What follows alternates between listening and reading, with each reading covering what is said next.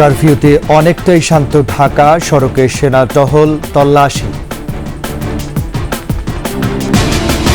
3 মন্ত্রীর সাথে বৈষম্য বিরোধী ছাত্র আন্দোলনের বৈঠকে কোটা সংস্কার সহ 8 দাবি বাস্তবায়ন সম্ভব বলছে সরকার। অস্থিরতা চলতে থাকলে রপ্তানি কমবে, দেশের বাজারে নিত্যপণ্যের দাম বাড়ার আশঙ্কা অর্থনীতিবিদদের।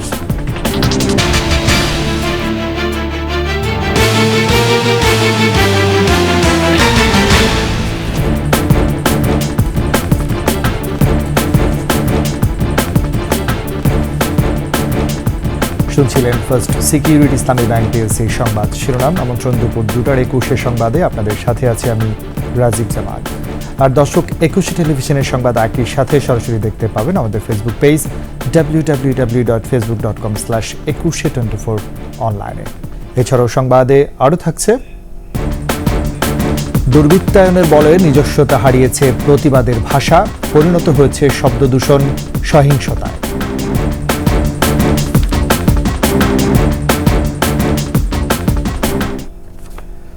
2 ঘন্টার জন্য শিথিলের পর চলছে কারফিউ। এতে অনেকটাই শান্ত রাজধানী। জরুরি পরিষেবাগুলো কারফিউর আওতামুক্ত রয়েছে। কারফিউ চলবে কাল 10টা পর্যন্ত। অগ্নিসন্ত্রাস, সহিংসতা প্রতিরোধ, রাষ্ট্রীয় সম্পদ রক্ষা, শান্তি শৃঙ্খলা ফিরিয়ে আনতে বেসামরিক প্রশাসনকে সহায়তা করতে মধ্যরাত থেকেই মাঠে নেমেছে সেনাবাহিনী। রাজধানী সহ সারা দেশে বিভিন্ন সড়কে টহল দিচ্ছে তারা। করা হচ্ছে তল্লাশি। যে কোনো সহিংস ও নৈরাজ্য পরিস্থিতি মোকাবেলা দেখা মাত্রই গুলির ক্ষমতা দেওয়া হয়েছে কারফিউ জারির মাধ্যমে। অভ্যন্তরীণ ও আন্তর্জাতিক ফ্লাইট স্বাভাবিকভাবেই চলবে, বিমানের টিকিট হবে কারফিউ পাস। গত কয়েকদিন সহিংসতার পর জননিরাপত্তায় সেনাবাহিনীকে মাঠে নামানো জনমনে কিছুটা স্বস্তি ফিরেছে।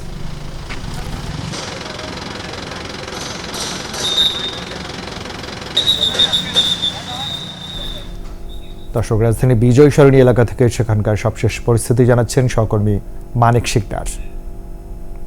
উদ্ভূত পরিস্থিতি নিয়ন্ত্রণে গত রাত থেকে কারফিউ চলছে এবং আমরা দেখছি সকাল থেকে প্রতিটি সড়কের মোড়ে মোড়ে, বিশেষ করে রাজধানীর আমরা বেশিরভাগ সড়কের যে মূল গুরুত্বপূর্ণ স্থাপনা বা গুরুত্বপূর্ণ পয়েন্ট যেখানে আছে সেখানে কিন্তু সেনাবাহিনী অবস্থান নিয়েছে এবং প্রত্যেকটা মোড়ে একটি চেকপোস্ট আছে, সেখানে তল্লাশি ছাড়া কেউ আসলে পার পাচ্ছে না।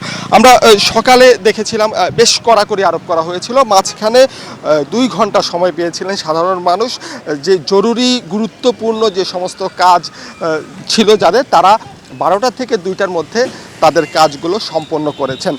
এখন আবার 2টা বাজে, এখন কিন্তু খুবই কড়াকড়ি অবস্থানে আছে। বিশেষ করে রিক্সা, সিএনজি এগুলো চলাচলে একটা নিষেধাজ্ঞা বা বাধা প্রদান করা হচ্ছে।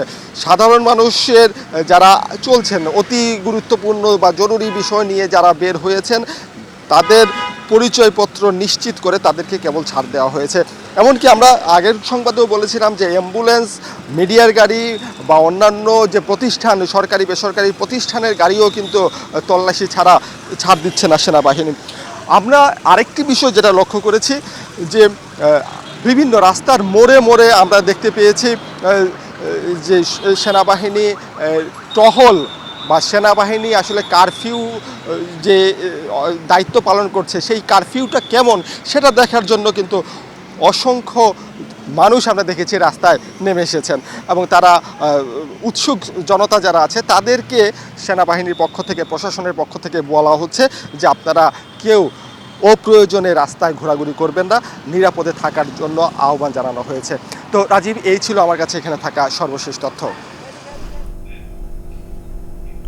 পেশাগত দায়িত্ব পালনের সময় 21 টেলিভিশনের সাংবাদিক মাহমুদ হাসান, ক্যামেরা পার্সন ওয়াসিম খান ও গাড়ি চালক সোহেল দুর্বৃত্তদের হামলার শিকার হয়েছে। সংবাদ সংগ্রহে রাজধানীর যাত্রাবাড়ির কাজরা এলাকায় গেলে তাদের উপরেই হামলা করা হয়। তারা জানায় 50 থেকে 60 দুর্বৃত্ত গাড়ির উপর হামলা চালায়, মারধর করে ক্যামেরা, বুম, ট্রাইপড ও গাড়ির চাবি ছিনিয়ে নেয়। তারা কোনো মতে প্রাণে বাঁচলেও দুর্বৃত্তরা গাড়িতে আগুন ধরিয়ে দেয়।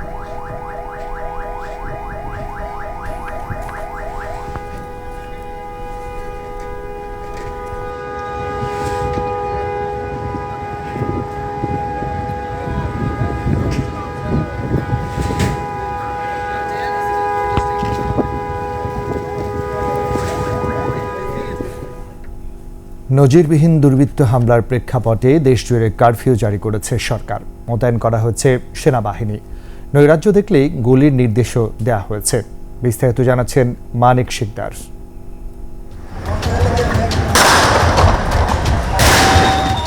গত কদিন ধরেই দুর্বৃত্ত হামলার শিকার হচ্ছিল সাধারণ মানুষ, গণমাধ্যম কার্যালয়, গণপরিবহন, আইনশৃঙ্খলা রক্ষাকারী বাহিনীর সদস্য, elevated expressway, highway toll plaza, metro rail, police box, BGB camp, অফিসসহ আরও অনেক গুরুত্বপূর্ণ স্থাপনা। দুর্বৃত্তরা রাজধানী ঢাকাসহ দেশ জুড়েই অরাজক পরিস্থিতির সৃষ্টি করে। সম্পদহানির পাশাপাশি প্রাণহানির ঘটনাও ঘটে এ সময়। এমন প্রেক্ষাপটেই শুক্রবার রাত থেকে কারফিউ জারি করে সরকার। দেশজুড়ে মোতায়েন করা হয় সেনাবাহিনী। কারফিউ জারি ও সেনাবাহিনী মোতায়েনের ব্যাখ্যা দিয়েছেন আওয়ামী লীগ সাধারণ সম্পাদক ওবায়দুল কাদের। জনগণের জানমাল রক্ষার লক্ষ্যে in aid to civil power সারা দেশে সশস্ত্র বাহিনী মোতায়েনের সিদ্ধান্ত গ্রহণ করেন। যথাযথ নিয়ম মেনেই কারফিউ জারি করা হয়েছে বলেও তিনি জানান। এটা অবশ্যই কারফিউ এবং এখানে শুট অ্যাট সাইটও আছে। মানিক শিকদার, ২১ টেলিভিশন, ঢাকা। ৫৬ থেকে ৫% নামিয়ে কোটা সংস্কার এবং এ দিয়ে সংসদে আইন পাশ সহ ৮ দাবি জানিয়েছে বৈষম্য বিরোধী ছাত্র আন্দোলন।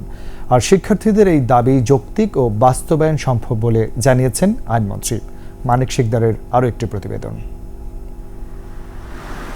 ৫ জুন মুক্তিযোদ্ধা সন্তানদের রিট আবেদনের প্রেক্ষিতে কোটা বহাল রায় দেয় আপিল বিভাগ। জুলাই মাসের শুরু থেকে বৈষম্য বিরোধী ছাত্র আন্দোলনের ব্যানারে শুরু হয় আন্দোলন।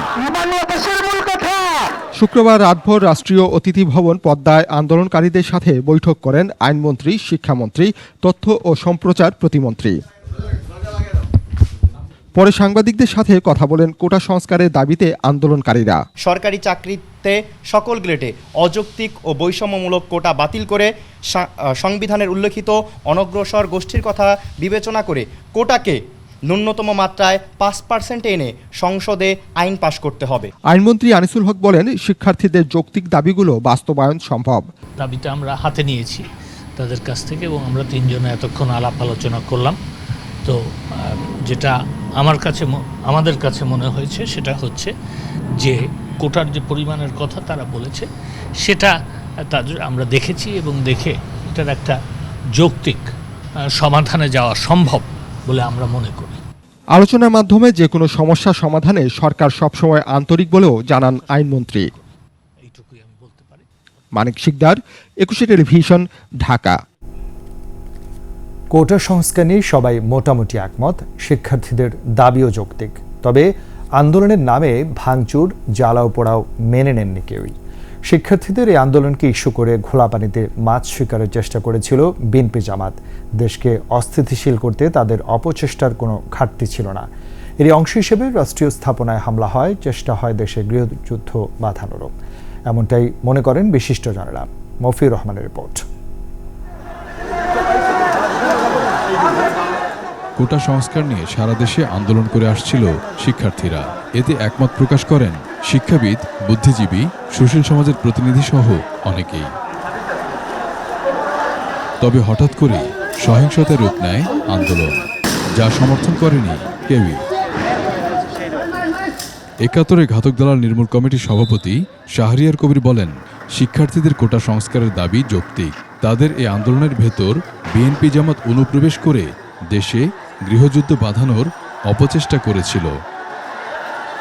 দেখুন, আমরা প্রত্যেকেই কিন্তু আমাদের অবস্থান পরিষ্কার করেছি, স্পষ্টভাবে আমরা বলেছি ওটা সংস্কার আন্দোলন, এটা যৌক্তিক, ওটা সংস্কার করতে হবে এবং ছাত্ররা একটা ন্যায়সঙ্গত আন্দোলন শুরু করেছিল। কিন্তু এভাবে জামাত বিএনপি এটাকে অনুপ্রবেশ ঘটিয়ে অতীতের মতন দেশে গৃহযুদ্ধ পরিস্থিতি বাঁধাবার জন্য সন্ত্রাস চালিয়ে যাচ্ছে, এটা কোনোভাবে আমরা সমর্থন করতে পারি না। বিশিষ্ট শিক্ষাবিদ ও লেখক মুনতাসির মামুন বলেন, সরকার বিরোধীরা গণ আন্দোলন করতে না পেরে শিক্ষার্থীদের ওপর ভর করেছে। আমার বিশ্বাস করতে কষ্ট হয় যে এই স্কুল বা বিশ্ববিদ্যালয়ের ছাত্ররা টায়ার পোড়াতে পারে, কিন্তু তারা বিটিভির আর্কাইভস, যেটা আমাদের ইতিহাসের জন্য মূল্যবান, পুড়িয়ে দেবে, ইন্টারনেট পুড়িয়ে দেবে, এতগুলি স্থাপনা পুড়িয়ে দেবে। এটা তো রাজনৈতিক শক্তি যদি না থাকে তাহলে এটা করা সম্ভব না। কোটা সংস্কার করে যৌক্তিক পর্যায়ে আনা জরুরি বলে মনে করছেন সবাই। মফিউর রহমান, 21 টেলিভিশন, ঢাকা। চলমান সহিংসতা দ্রুত বন্ধ হওয়া জরুরি বলছেন রপ্তানিকারকরা। তাদের আশঙ্কা, এমন পরিস্থিতি চলতে থাকলে রপ্তানি আদেশ কমে যেতে পারে। এদিকে সরবরাহ ব্যবস্থা ক্ষতিগ্রস্ত হলে নিত্যপণ্যের দাম বাড়ানোর শঙ্কা দেখছেন অর্থনীতিবিদরা। শান্তিপূর্ণ উপায়ে সব সমস্যার সমাধানের তাগিদ দিয়েছেন তারা।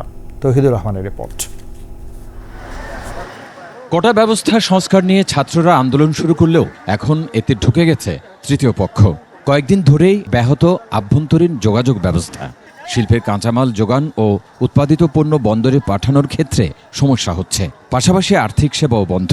সব মিলিয়ে রপ্তানি বাণিজ্য নিয়ে চিন্তিত ব্যবসায়ীরা। ক্লায়েন্টদের সাথে যখন আমি কমিউনিকেশন লেস হয়ে যাব, তখন আমাদের যে অর্ডার নিয়ে নেগোসিয়েশন, কথাবার্তা, এগুলি সব বন্ধ হয়ে যায়। এবং তারা যখন আমাকে খুঁজে পাবে না, তখন অর্ডারগুলি অন্য দেশে শিফট হয়ে যাওয়ার সম্ভাবনা থাকে। এটা গেল একটা দিক। দ্বিতীয়ত হলো এই গত কয়েকদিনের সিচুয়েশনে আমাদের ইন্টারনাল যে মুভমেন্ট সেগুলি বন্ধ। ফলে আমার যে উৎপাদনের জন্য যে এখান থেকে ওখান থেকে আমার অ্যাক্সেসরিজ, র মেটেরিয়াল আনতে হয়, সেগুলি আমি কিন্তু আনতে পারিনি। সার্বিক সরবরাহ ব্যবস্থা ঠিক রাখার উপর জোর দিচ্ছেন অর্থনীতিবিদরা। তা না হলে পণ্যমূল্য বৃদ্ধির শঙ্কাও তাদের। সাপ্লাই চেইন পুরো ডিসরাপ্টেড হয়ে যাচ্ছে বহুলাংশে। সাপ্লাই চেইন ডিসরাপ্টেড হলে যেমন কালকে মুরগি দিয়ে 170, 180, 190 করে কিনতে হয়েছে। তো এটা তো আজকে হয়তো আরো খারাপের দিকে গেল। তো এইগুলো মানে আমরা যেটা বলি কনজিউমার প্রাইস ইন্ডেক্স থেকে আরো উস্কে দিচ্ছে, মুদ্রাস্ফীতি থেকে বাড়িয়ে ফেলতেছে। জনজীবন আরো দুর্বিষহ হবে।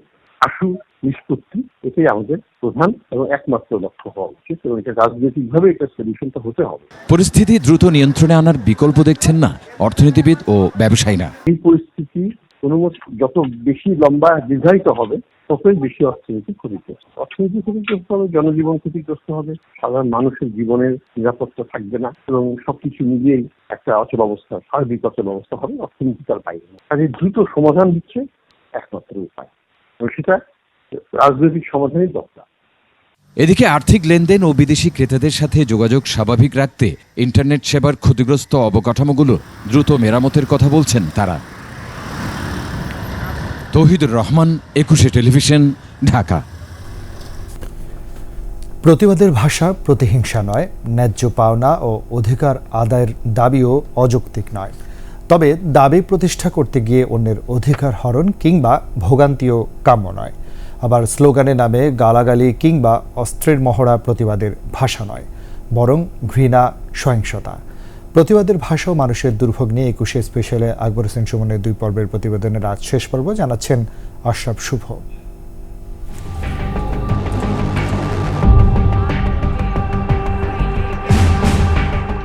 বিশ্বের আকর্ষণীয় গণতান্ত্রিক ও সভ্যতার প্রতীকী প্রতিবাদের ভাষা ছিল মানববন্ধন। কোনো শব্দ নেই কোনো সরব স্লোগান, নিঃশব্দে সচেতন মানুষের ন্যায়সঙ্গত দাবির প্রদর্শন।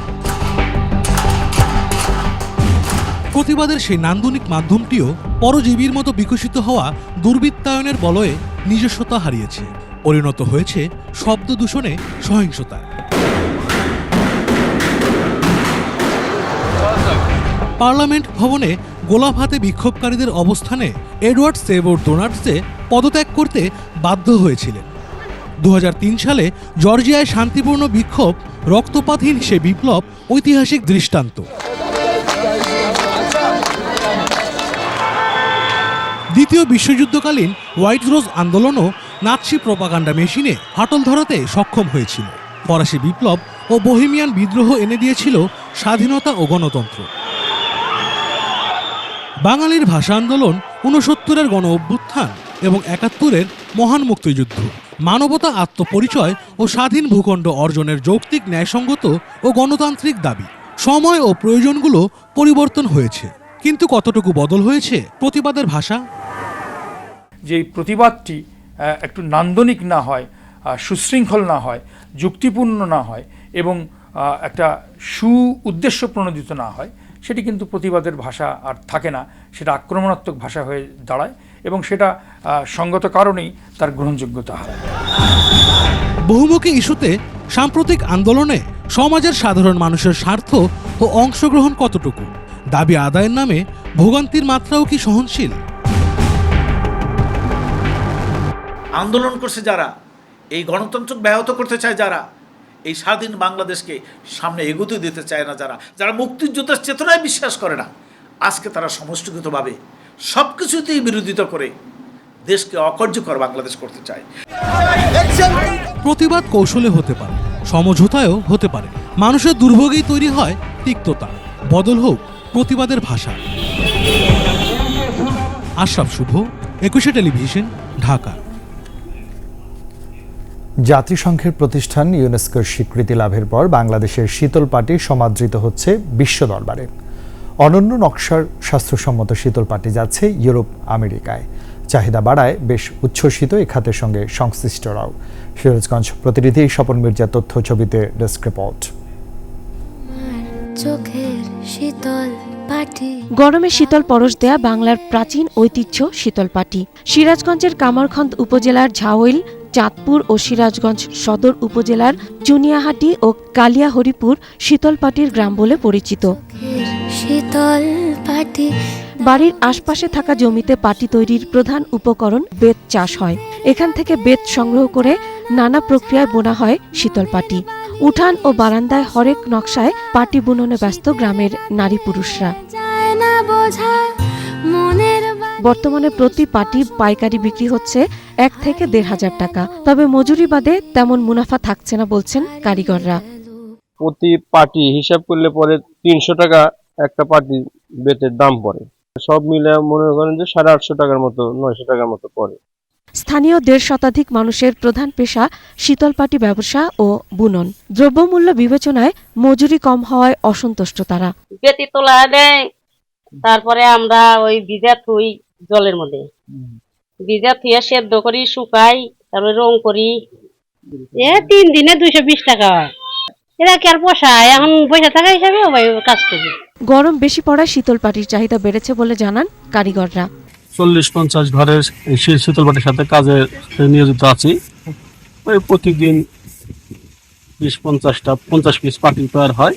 পাটি ব্যবসায়ীরা জানান বর্তমানে ইউরোপ, আমেরিকায় যাচ্ছে শীতল পাটি। বিএডিপির মাধ্যমে আমাদের 2-3টা ট্রেনিং দিতে, এই ট্রেনিং এ পাটির মানটা একটু উন্নত করাতে আমাদের চাহিদাটা বেড়ে গেছে। এই পাটির মানটা বেড়ে গেছে। এ খাতের উন্নয়নে সহায়তা দেওয়ার কথা বলছেন স্থানীয় জনপ্রতিনিধিরা। ওনাদেরকে আমি সহজ শর্তে যে কোনো সুবিধা দিতে আমি রাজি আছি। 2017 সালে ইউনেস্কোর স্বীকৃতির পর বিশ্বজুড়ে পরিচিতি পেয়েছে বাংলাদেশের শীতল পাটি। মাসুম আলিসা, একুশে টেলিভিশন। এবার আন্তর্জাতিক খবর।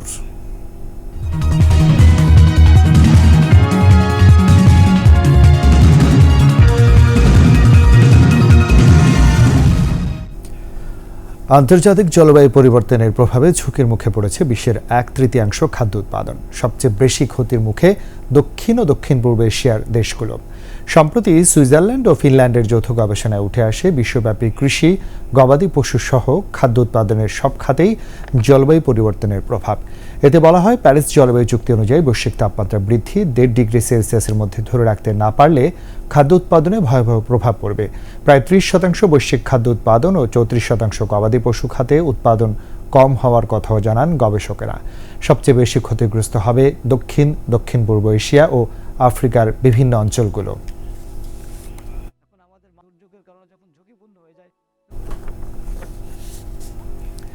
শেষ করছি দুপুর 2টার 21 সংবাদ। যাবার আগে ফার্স্ট সিকিউরিটি ইসলামী ব্যাংক পিএলসি সংবাদ শিরোনামগুলো জানাচ্ছি আরও একবার।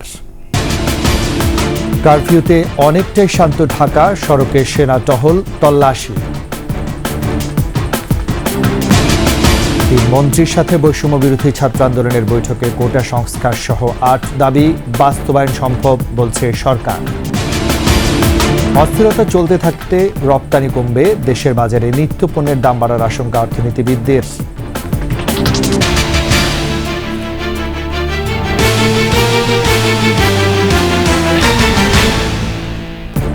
সবশেষ খবর জানতে ডায়াল করুন 202 নম্বরে, আর ভিজিট করুন ekushe-tv.com এর ওয়েবসাইটে। সারা ফেসবুকে ভিজিট করতে পারেন www.facebook.com/ekushe24 অনলাইনে। এতক্ষণ সাথে থাকার জন্য ধন্যবাদ। সন্ধ্যা 6টায় একুশের দেশের সংবাদ দেখার আমন্ত্রণ রইল। একুশের সাথেই থাকুন।